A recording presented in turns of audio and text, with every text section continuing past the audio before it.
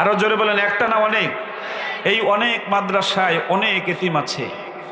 চাউলের দাম অনেক বেড়ে গিয়েছে, আলুর দাম অনেক বেড়ে গিয়েছে, তেলের দাম অনেক বেড়ে গিয়েছে, গোশতের দাম অনেক বেড়ে গিয়েছে। প্রিয় ভাই, অনেক এতিমখানা মাদ্রাসায় এক মাসে একবার মাংস খাওয়াতে পারতেছে না। আমার কলিজার টুকরো এতিম সন্তানরা, আপনি বাড়িতে মাংস দিয়ে ভাত খাচ্ছেন, আমার এতিম সন্তানরা মাংস দিয়ে ভাত খেতে পারতেছে না। আপনাদের কাছে আমার বিনীত আরজ, এই মাদ্রাসাগুলো একটু যান, যে বড় হুজুরের সাথে একটু কথা বলেন যে উস্তাদ জি, এখানে এতিম কয়জন আছে, আমি এই যে 1000 টাকা দিয়ে গেলাম, আমার এতিম বাবাদেরকে একটু চাউল কিনে খাওয়ায়েন। পারবেন না ইনশাল্লাহ? পারবেন না ইনশাল্লাহ?